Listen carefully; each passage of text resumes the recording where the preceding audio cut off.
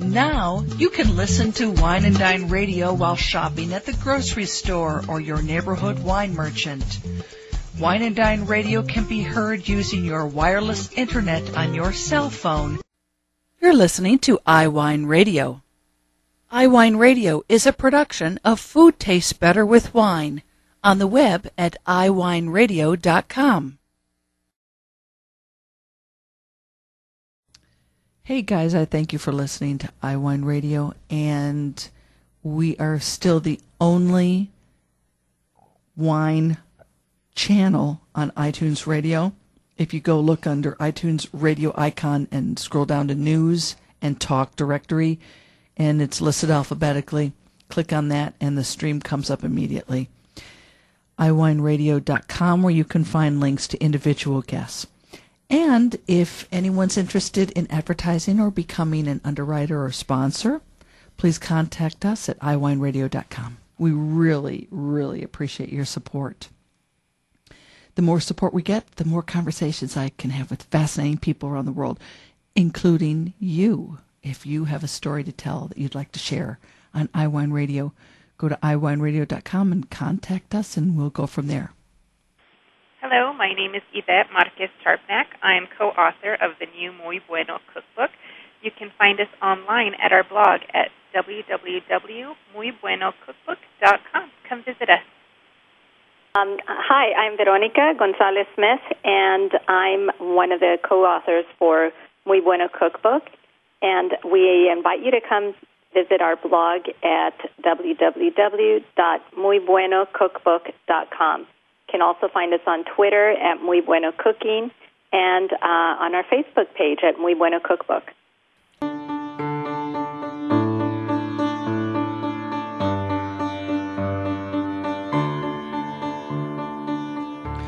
Muy Bueno is a new cookbook that's available out right now that is fashioned after the beloved food blog Muy Bueno, which centers around 3 generations of authentic Mexican flavor. This cookbook that I have in my hand right now is full color, glossy, over 100 recipes with chapters divided up into salsa and sauces, beverages, which I'm particularly fond of, and et cetera, et cetera. And joining us today on Wine and Dine are 2 of the 3 authors, sisters Yvette Marquez-Sharpnack, who's talking to us from Denver, and Veronica Gonzalez-Smith, who's talking to us from Germany. And I would like to start by asking you ladies, and let me ask Veronica, if you would start, please. When you were growing up, food was a huge part of the family staying together and the daily rituals and routine of your life, yes? Yes, absolutely. A lot of cooking. Everything revolved around cooking for us. And it was your grandmother who was the main cook in the family, or it was your mother? Oh, it was our grandmother, Jesusita. She's, they called her Chuchi. But, yeah, she was the main cook. We all learned from her. What does Chuchi mean? I think that was her nickname. That's all I remember. I just remember people calling her Chuchi. Right, Yvette? That was just a nickname it's just people called her. A short name for Jesusita. It's just a common name. Oh, okay, wow. And there's so many photographs in this story, in this book, and including very personal family photographs, and I think that's so cool. How did you go about deciding what photographs to use?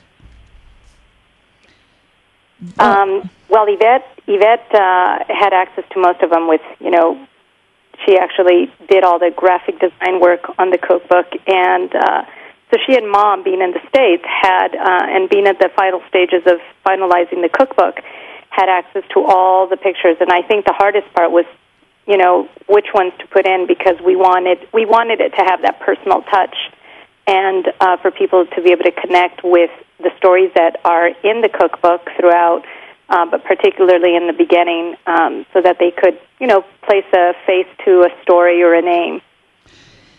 Yvette, talk to us about where the family grew up. Well, we grew up in El Paso, Texas. Our grandmother is from Chihuahua, Mexico, and went to the States when she was 10 years old. And she got married very young, like they did back then. But she was a widow very young also. She had 9 children. Wow. And my mother was only 10 years old when her father passed away, so we never had the opportunity to meet our grandfather.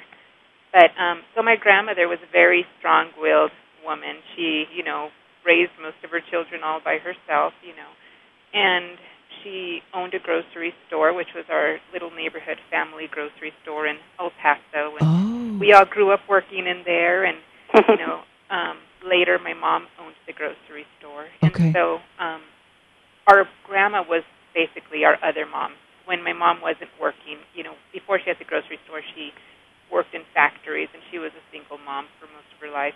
And so she was busy a lot. And so anytime after school, we just walked to Grandma's house. So either we were eating at Grandma's house or dinner at Mom's house. But, yeah, definitely, food was, like Veronica said, all around us, and lots of memories that go with everything that our grandmother or mother made. Did that include, when you went home from school, your friends going home with you? Because wherever the food is, people follow. Well, it's really, I think about that now because, it was so different back then. And, we were able to walk, to school by ourselves, come home. And my grandma knew that I loved her flour tortillas. So anytime I came home from school, she was making her tortillas, and sometimes she would let me help her. But and then I would have a little snack and go play off with my friends, and then she would just scream for me when it was time for dinner time, and I'd come running back home to eat dinner. But now, later once when I was a teenager, I definitely had friends who would always come over. It's like, oh, it's Friday. Can I come over to your grandma's? I know she's making enchiladas. So yeah, definitely. We were known for food and our parties. Every quinceañeras, like when a girl turns 15 years old, or weddings, or baptisms, baby showers. I mean, till this day, we always go all out for any occasion, and it's food is always the center of it. Is the grocery store still in your family? Does your mother still own the grocery store? No, she closed it in 2003. So it was open. My grandfather is the one who built the store. So my grandfather and my grandmother owned that store, built it from the ground up. So that was in 1953. Wow. So they had it for and it, different people in the family would take it over every once in a while, but my mom had it, I think, for about 15 years. So I had to work in that little store all through high school, getting paid a whole $1 an hour. But you got paid? I didn't get paid. I know. Wait a minute. And was the focus of the grocery store Latino groceries? When we were in El Paso, we didn't know that we were Latinos. We just, everybody's Latino in El Paso. Yes. So it's funny when people say, oh, did you eat Mexican food growing up? And it's like, well, we ate food. We just didn't call it Mexican food. But, yeah, when you think about it now, of course it was Mexican food. But, yeah, it definitely had a Latin flair. Now certain ingredients remind me of that store, but they're not sold, at a regular grocery store. I have to go to a little Latin grocery store to find those kinds of products. And I would think certain smells remind you of your childhood in the store also. Oh, yeah, for sure, yeah. My mom, would cook a lot and sell things in the grocery store. So she would, make shrimp cocktails. She would make, they were called tortas, it's like the Mexican sandwiches. She would, she sold menudo on Sundays, which was, I don't know if you saw that one in the cookbook. It's very exotic, and, if you don't know what menudo is, people are a little leery about it, but it's, for those of us who love menudo, it's exciting when somebody can make good menudo. So it was very popular on Sundays. is menudo, and I have the cookbook in front of me, but just from memory, is menudo tongue? No, that's right. Oh, where I'm talking to you from the coast of North Carolina, and there are a lot of quote unquote soul food restaurants. Oh, okay. And one of the grocery stores near where I live, Piggly Wiggly in particular, sells tripe, and they sell every part of the pig and tongue. And so that kind of food is available. I don't know how to prepare it, but I know a lot of people in the community where I live do. Well, now you have the cookbook, so now you know how to do it. Wow. No excuses. No, and I understand just from talking to Anthony Bourdain years ago that the French are the same way. They use every part of the animal when they're cooking.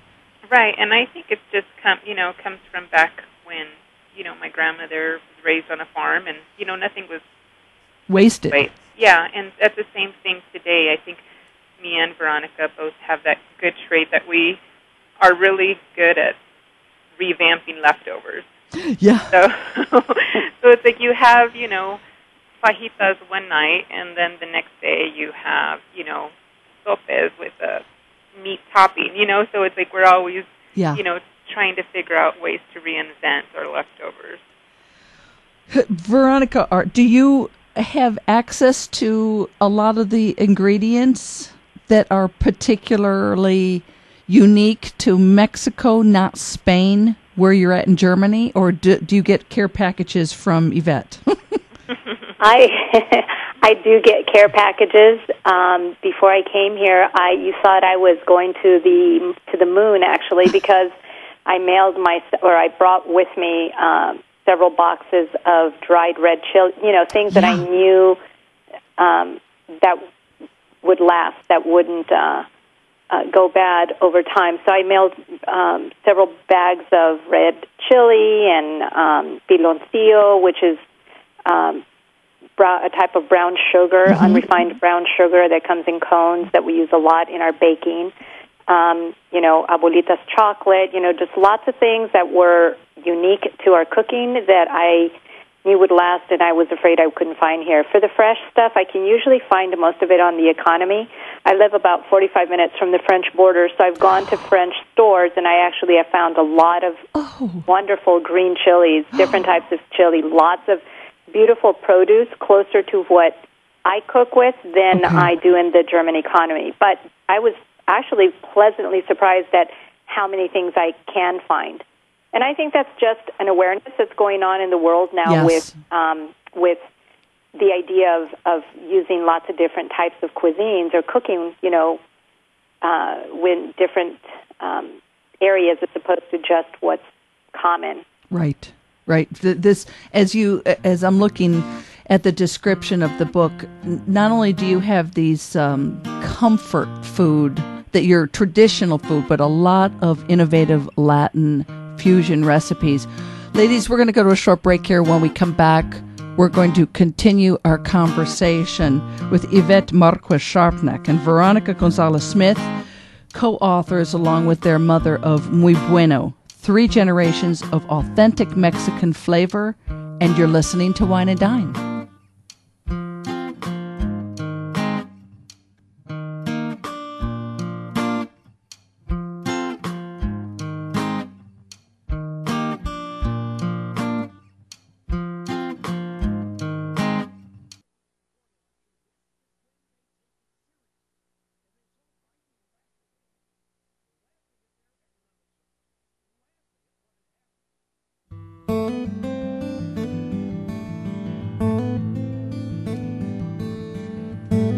We are continuing our conversation with 2 of the 3 authors of Muy Bueno, recipes and stories from 3 generations of authentic Mexican cooks.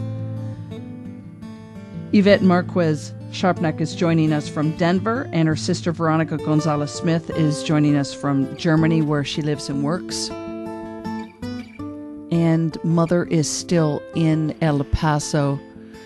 And where I live, again, going back to that, there is still a very strong Latin contingency here. And I think part of it, ladies, is because there's a lot of agriculture in North Carolina, particularly, well, the whole state, but particularly along the coast where I'm at. So we have many people from Mexico and other Latin American countries. So there are a couple of grocery stores where I can get this, but it has been amazing to see how so many of these recipes are almost becoming, at least in the United States, mainstream and upscale grocery stores. Mm-hmm. So people don't have to go online to catalogs, to try and specialty catalogs to buy this stuff. Let me ask you about your chapter on drinks, which the photography is to die for. And that picture of the blood orange is just absolutely stunning. I bet your photography was done by Jeanine Thurston, and she did such a nice job. But I've never had a drink where you put dry ice in it. That must be, with Halloween upon us, that must be such a nice, fun, and spooky, entertaining idea. It is. It's I think I'm an artist by nature. I'm a graphic designer, and these weird ideas come to me in the middle of the night. But yeah, I as you asked Veronica, both of us love to entertain, and anytime we entertain, we always have a signature drink, or just a really fun menu, depending what the season is or what the holiday is. And so we always try and revolve our menu around the seasons. And when it was Halloween, I was happened to have a Halloween party, and we had dry ice and had a punch bowl with some drinks. But then I was thinking, okay, we started talking about all the legends that we grew up, El Chupacabra and La Llorona, which are both like popular folklore legends that we grew up, hearing these funny stories. And so that's where all these ideas for these drinks came. I was like, I've got to come up with something with this dry ice and and this legend. And so, yeah, it's a lot of fun to come up and make things up and make it a part of a story of what you grew up with. And you even offer for people who do not drink alcohol, or for people who are entertaining with children, you have a virgin cranberry margarita, which is a gorgeous, gorgeous picture on page 69, and a couple of different chocolate drinks that don't include any alcohol whatsoever. And we are finally getting cold weather here, but I bet, Yvette, you've already been having... Have you had snow already in Denver? We had one dusting. It was crazy, so unexpected, came out of nowhere. I mean, literally the day before, it was about 80 degrees. And that next morning we had, it was just maybe not even an inch, but everybody was very surprised. And then now this week we're back into the 70s. So that's Colorado. You never know what you're going to wake up to. and Veronica, in Germany, have you had any snow, or do you get much snow where you're at? I'm going on a 1-year anniversary here in October, so it's been wonderful to see all 4 seasons. We're growing up in El Paso. I always say we had 3 seasons: hot, hotter, and windy. Literally, that's what we had. I remember windy season. I always thought, I had electric hair because there was all this wind, and my hair just got really electric, and it didn't matter how you brushed it, it just went everywhere.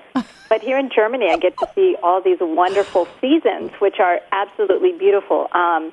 When I used to see pictures of fall or frozen over ponds, I thought those were pretend. I really didn't think that they existed.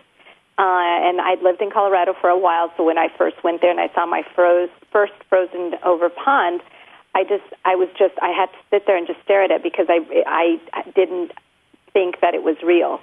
But being here now, I get to see all the beautiful seasons. It's gorgeous. I mean, we're seeing all the fall foliage and the leaves turning, and today there was a huge windstorm, so it looked like it was snowing leaves in our backyard, and the kids came out, and we were just really enjoying it. I'm sure we'll get snow. I hope not too much, but we didn't have too much snow last year. Different parts of Germany get more snow. So I heard they already have snow up in the Netherlands and in the Austrian and German Alps. So, but not here yet. So I'm glad about that. Do you have access to prickly pears in the grocery store in Germany? I'm sure that I do. Yvette, you can get it. But this, it's crazy. I know Yvette does, but when I find something here, I use my iPhone, I take pictures, and I'll put it on Facebook and say, oh my gosh, look what I found today. And, in the States, people might not care or think that that's a big deal, but for me, when I find something, an ingredient that is rare, I buy it. As a matter of fact, I did buy some prickly pears about a month ago when I spotted them for the first time here, and we did have our prickly pear margaritas here at home. Oh, gosh, it's just gorgeous, gorgeous color. And right now at the farmer's market where I live, there's a winemaker, actually, who has a persimmon tree, and you have a couple recipes you have a persimmon mojito and a persimmon margarita. Oh, my gosh, and you're even caramelizing the sugar on the rim of the glass. It's just gorgeous. Thank you. Gosh, we first came up with the margarita. We love persimmons. Who came up with that idea? Veronica came up with the margarita, and she's the tequila girl, and I'm the rum girl. Oh yeah. So once she made the margarita, we each have our own poison. It's funny you should ask us about, who comes up with the drinks. And a lot of it comes from, what we grew up with or whatever's in season. Right now, apples are huge here. I mean, there's apple trees everywhere. I mean, they're gorgeous, beautiful red apples. People just pull over by the side of the road and start picking them. And so I'm actually very excited. I'm entertaining tonight. Have a couple friends coming over. Nothing big, but casual. And we're doing a fun apple drink that should be on the blog in a couple of weeks. Okay. So I've had a lot of fun putting that. And, of course, it has tequila. And like Yvette said, she likes to play with rum. So those are our areas of specialty where we usually lean toward. The recipe for the warm pear cider that uses tequila, and you serve it in a carved-out pear. Could you basically replace the pear nectar with fresh apple juice? Oh, for sure. Yeah, we just did it just because you always see so many apple cider type of drinks.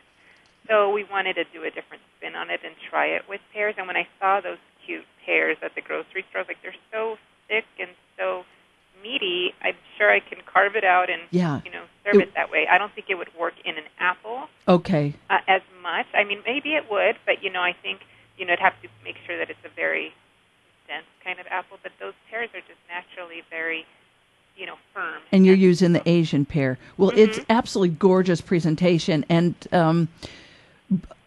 before we run out of time here, I want to talk about what I kind of alluded to before, and that is the drink that you use the dry ice in. And is it La Llorona? Say it again. La Llorona. Llorona. And it's basically a tale of it's the weeping woman, and it's a funny story and a scary story. But, I was just telling my daughter, who's finally at the age who likes spooky stories. She's 10 years old. And so I told her the story, and she's like, that's so creepy, Mom. Because what's funny about it is, we didn't grow up with our parents telling us bedtime stories. And, one day I was begging my grandma to tell me a bedtime story because I saw it on TV, how people tuck their kids in and tell them a bedtime story.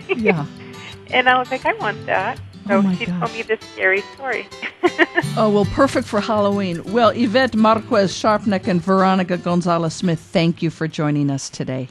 Thank you for having us. It's our pleasure. Now you can listen to Wine and Dine Radio while shopping at the grocery store or your neighborhood wine merchant. Wine and Dine Radio can be heard using your wireless internet on your cell phone. You're listening to iWineRadio. iWineRadio is a production of Food Tastes Better with Wine on the web at iWineRadio.com. Hey guys, I thank you for listening to iWine Radio, and we are still the only wine channel on iTunes Radio. If you go look under iTunes Radio icon and scroll down to News and Talk Directory, and it's listed alphabetically, click on that and the stream comes up immediately. iWineRadio.com, where you can find links to individual guests. And if anyone's interested in advertising or becoming an underwriter or sponsor, please contact us at iWineRadio.com. We really, really appreciate your support. The more support we get, the more conversations I can have with fascinating people around the world, including you. If you have a story to tell that you'd like to share on iWine Radio, go to iWineRadio.com and contact us, and we'll go from there.